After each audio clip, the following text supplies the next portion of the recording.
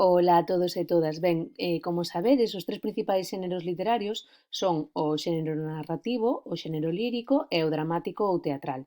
Ben, pois esta semana imos traballar a poesía ou o xénero lírico. Cal é a orixe da palabra poesía? Pois a palabra procede do grego, como vedes aí, e significa creación ou produción. E o poietes, que é unha palabra tamén grega, era o creador ou o artesán, o que realizaba ou fabricaba a obra. Daquela, a poesía era recitada en público e acompañábase cun instrumento musical, principalmente coa lira. De aí ven o termo lírico. Segundo a mitoloxía grega, Apolo, deus das artes e da beleza, tocaba fermosas cancións coa lira e expresaba así o mundo subxectivo e cheo de emocións do que participaba. Pero que pasa hoxe en día co xénero lírico? Pois mira, hoxe en día a poesía e a música seguen a estar íntimamente relacionadas. De feito, no ano 2016, como vedes aí, déronlle o Premio Nobel de Literatura, nada máis e nada menos que a un músico, a Bob Dylan, e polas letras das súas cancións. Ademais, os nosos mellores poetas foron seguen a ser musicados por múltiples cantantes de todos os estilos. De feito, se entrades aí nesa páxina web sondepoetasblogspot.com podedes comprobar a estreita relación que existe entre os poetas e os músicos galegos aínda hoxe en día. Cales son as principais características da poesía do xénero lírico? Pois ben, primeiro, emprega como forma de expresión o verso. Nela predomina a expresión de sentimentos e de emocións, como veremos máis adiante. Utilízanse moitos recursos estilísticos para dar beleza ao texto. E os poemas teñen ritmo e musicalidade, que se conseguen a través de moi diferentes elementos, por exemplo, a medida dos versos, a organización en estrofas, a rima, o esquema acentual, as repeticións. Tamén veremos isto máis adiante. Entón, en definitiva, a armazón dos poemas como se constrúe? Pois constrúese, por un lado, coa medida dos versos de cada unha das liñas que constitúen un poema, tamén a través da organización en estrofas, dándolle armonía acentual a todos eses versos e estrofas e rima aos versos, e todo isto contribúe a dar ritmo e musicalidade ao texto final. Empezamos coa medida dos versos. A medida dos versos é o número de sílabas que teñen os versos e poden ser de arte menor, se teñen menos de 8 sílabas. Nese caso, vedes que hai posibilidade de que sean bisílabos, trisílabos, tetrasílabos, pentasílabos, hexasílabos, heptasílabos e octosílabos. Todo isto en función de se teñen 2 sílabas, 3 sílabas, 4, 5, 6, 7 ou 8. E despois están os versos de arte maior, que son aqueles que teñen máis de 8 sílabas. Nese caso, se teñen 9, pois son eneasílabos. Se teñen 10 sílabas, son decasílabos. Se teñen 11, endecasílabos. 12, dodecasílabos. 13, tridecasílabos. E 14, alexandrinos, que é como se chaman os versos de 14 sílabas. Aquí temos dous exemplos. Un exemplo de un poema que está construído con versos de arte maior, 5 razóns polas que cortaría contigo. Vedes que eses versos teñen máis de 8 sílabas. E despois temos Barbie Girl como exemplo de un poema que está construído con versos de menos de 8 sílabas, polo tanto, versos de arte menor.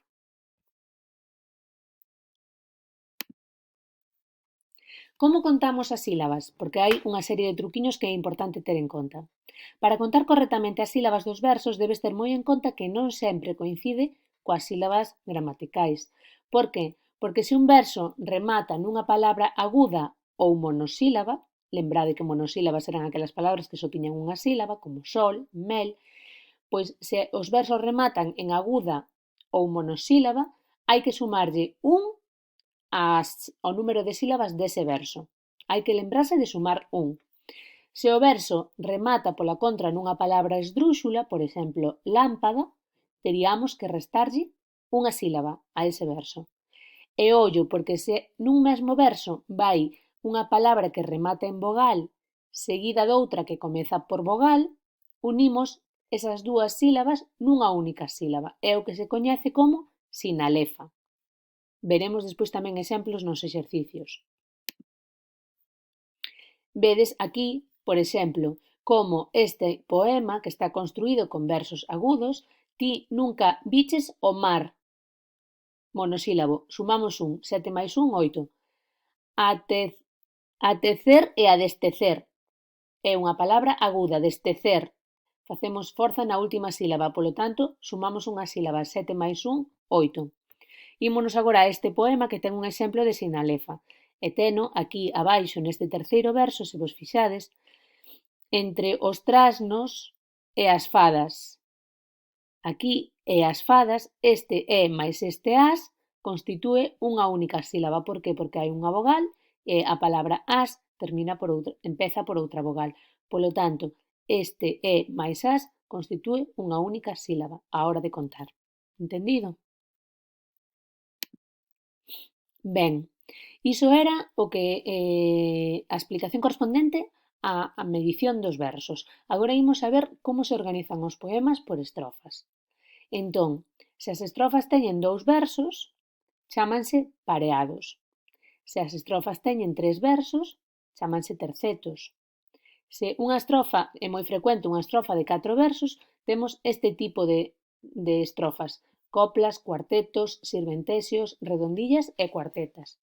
Veremos máis adiante, cando estudemos os tipos concretos de estrofa, máis polo miúdo, cal é a diferenza. Estas estrofas teñen todas 4 versos, pero en función de se son de arte maior ou menor e do tipo de rima, teñen unha denominación ou outra.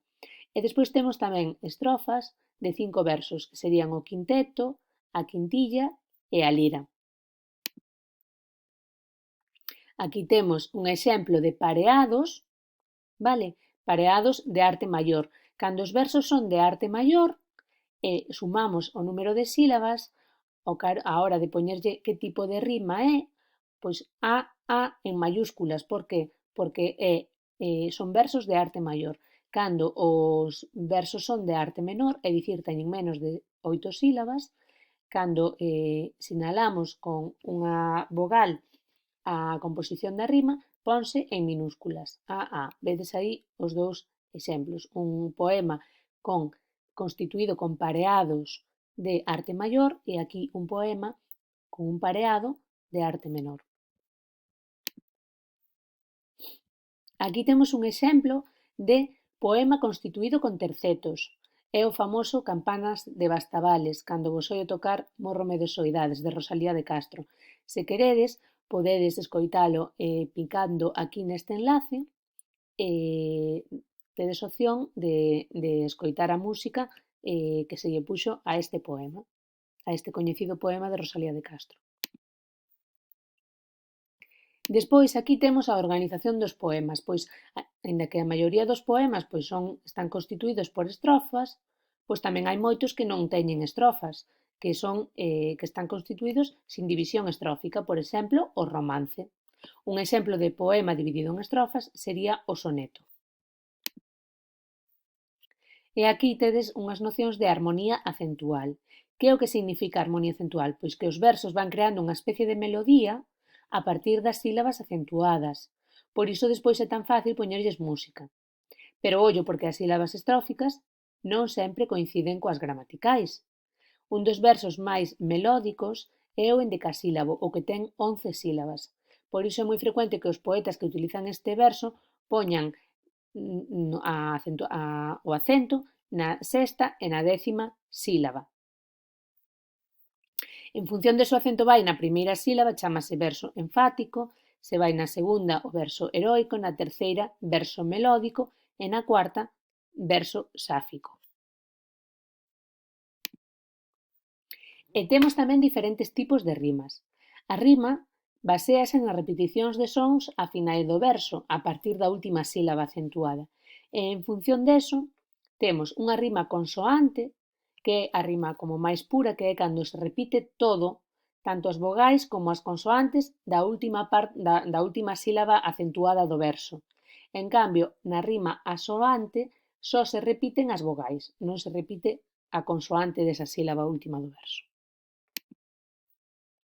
E temos unha forma moi especial de poemas que son os haikus, que están constituídos por 3 versos con unha cadea acentual moi concreta, que veremos tamén seguramente noutras sesións posteriores.